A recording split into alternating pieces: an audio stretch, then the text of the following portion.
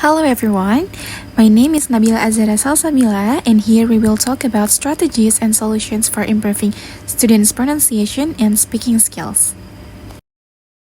In the previous meeting, we discussed the main difficulties students face in pronunciation and speaking, including problems with sound production, limited practice opportunities, and low speaking confidence. Building on that, today we will focus on strategies and solutions for improving students' pronunciation and speaking skills. These strategies are designed to address the difficulties identified earlier and to help students develop clearer pronunciation and more confident speaking ability. Well, in this part, I would like to explain the key difficulties highlighted in the article. The article points out that EFL students experience major problems in speaking skills, especially in three main areas: pronunciation, fluency, and confidence. First, pronunciation becomes a major challenge because students are strongly influenced by their first language. Many English sounds do not exist in their mother tongue, so students often mispronounce certain words. This makes their speech unclear and sometimes difficult to understand. Second, the article explains that students also struggle with fluency. They often pause too much, speak very slowly, or stop in the middle of sentences. This happens because they have limited exposure to authentic English pronunciation models. In many classrooms, students rarely hear native or natural English, so they are not really familiar with correct stress, rhythm, and intonation patterns. Another important difficulty is confidence. Many students feel anxious when they have to speak English, especially in front of others. They are afraid of making mistakes or being judged by their classmates. This speaking anxiety prevents them from expressing their ideas freely. As a result of these difficulties, students tend to hesitate to speak and participate less in speaking activities. Even when they understand the topic, they often choose to stay silent. Therefore, these problems show the need for effective strategies and solutions, which will be discussed next. Let's jump to the first solution. The first solution is providing explicit pronunciation instruction. This means that teachers directly teach how English sounds are produced, instead of assuming students will learn them naturally. In this strategy, the teacher introduces difficult English sounds by modeling the correct pronunciation. The teacher clearly demonstrates how the mouth and tongue should be positioned when producing certain sounds. This visual explanation helps students understand not only how the sound is heard, but also how it physically formed. After that, the teacher asks students to repeat the sounds together as a class. Choral repetition helps reduce students' anxiety because they practice at the same time as their classmates. Then the teacher asks students to repeat the sound individually to check their pronunciation and give feedback. Short pronunciation practice at the beginning of the lesson is very important. It helps students become more familiar with correct sounds and gradually reduces repeated pronunciation errors. Through consistent and explicit instruction, students can improve their pronunciation accuracy and feel more confident when speaking. To give a clearer picture of explicit pronunciation instruction, here are some English sounds that are commonly difficult for Indonesian EFL students. The first one is thetaphone, as in think, three, and thank.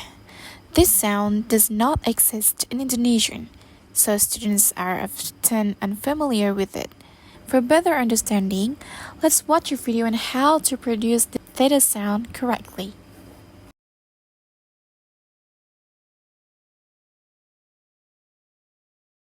This is a voiceless consonant. It's pronounced f. Now, did you notice that I make the sound by sticking my tongue out just a little bit f, and blowing air between my tongue and my top teeth? F. Now you try. Watch and listen. F. Again. F. You can hear the sound f at the beginning of the words thin, throw, and thumb, in the middle of the words author and healthy, and at the end of the words birth and path. Now you try. Listen and repeat after me. Thin, throw, thumb, author, healthy, birth, path. Good. Now you know how to produce the theta sound. Let's move on to how to produce the sh sound. The second sound is sh sound, as in she, sheep, and shoes. Many students often pronounce it as s instead of ash because it's more familiar to them. So to produce it better, let's watch this video of how to produce the sh sound correctly. This is a voiceless consonant. It's pronounced sh. This is the sound you make if you want someone to be quiet. Shh. Did you notice the shape of my lips? Watch. Shh.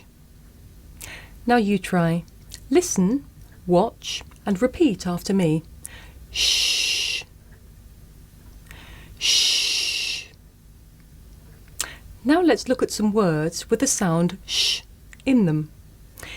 It's found at the beginning of the words ship and sure, in the middle of the word nation, at the end of the word fish, and at the beginning and end of the word shush.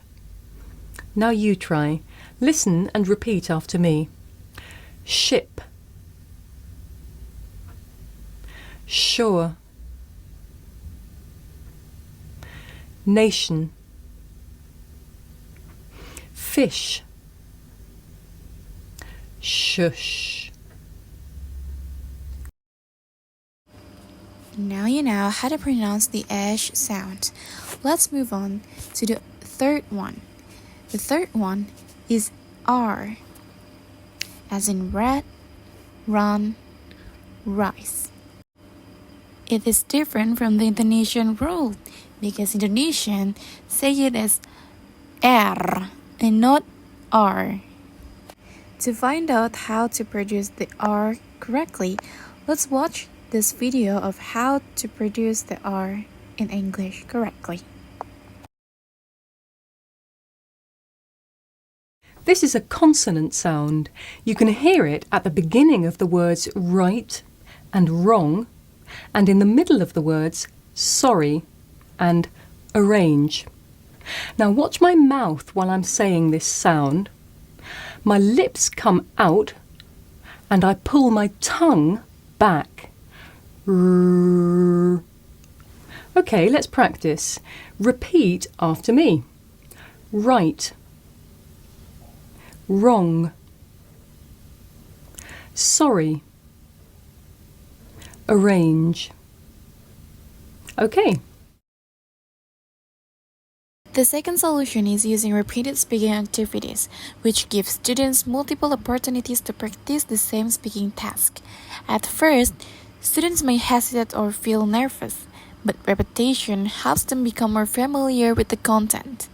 As they repeat the task, students can focus more on pronunciation, fluency, and intonation rather than thinking about what to say. This strategy also reduces speaking anxiety and helps students speak more confidently and fluently. The third solution is using gradual speaking participation to help students build confidence step by step. Students begin by listening to the teacher or an audio model and repeating together without pressure. Next, they practice speaking in pairs or small groups, which helps reduce anxiety and allows them to make mistakes comfortably. Finally, when students feel more confident, they speak in front of the class. This gradual approach reduces fear and supports the development of confidence and speaking fluency. The fourth solution is giving constructive and supportive feedback. Teachers should provide positive and specific feedback after speaking activities to motivate students. Instead of correcting every mistake immediately, teachers can highlight students' strengths first and note common errors for later discussion. The supportive feedback creates a safe learning environment, encourages students to speak more actively, and helps them improve their pronunciation and speaking skills. After discussing teaching strategies, technology can help support students' pronunciation and speaking practice. One useful tool is Elsa Speak, an AI-powered mobile application.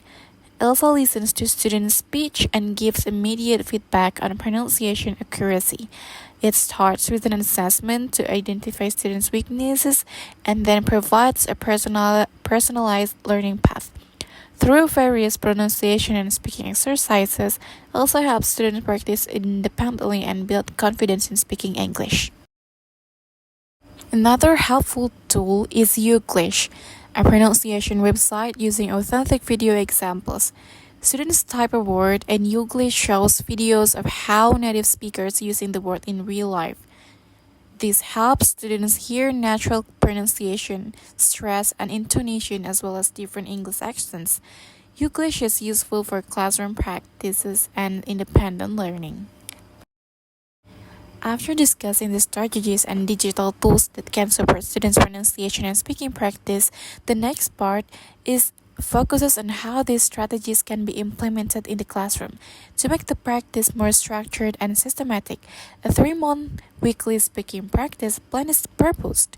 This plan is designed to gradually develop students' pronunciation, fluency, and confidence in speaking English. So let's jump to the first month.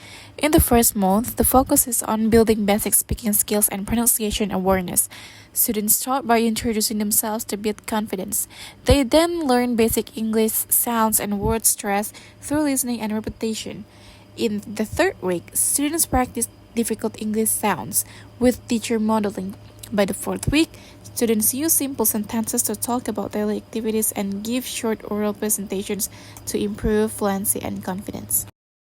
In the second month, students expand their speaking skills by using more vocabulary and interacting more actively. They practice describing people and objects, asking and answering questions with correct intonation, and expressing simple opinions. Students also perform short dialogues in everyday situations, focusing on turn-taking and pronunciation, which helps them speak more naturally and confidently. Next, in the third month, the focus is on improving students' speaking fluency and performance. Students are encouraged to speak more independently and use English in longer responses. They practice telling personal experiences using the past tense, giving short presentations, and speaking with media such as videos.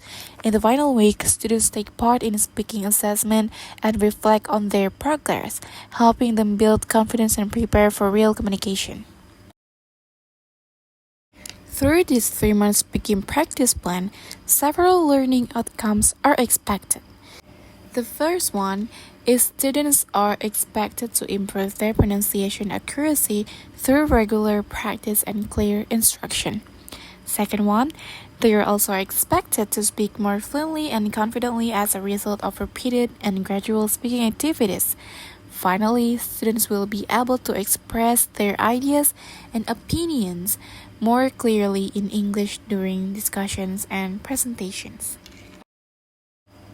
In conclusion, student speaking difficulties are closely related to problems in pronunciation, fluency, and confidence. These challenges are influenced by limited exposure, lack of practice, and speaking anxiety. By applying appropriate teaching strategies, supported by digital tools like Elsa Speak and Youglish, a structured 3-month speaking plan, students can gradually improve their speaking skills. Overall, these approaches help students become more confident and effective English speakers in the classrooms.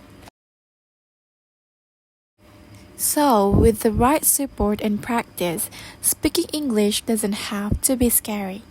Thank you.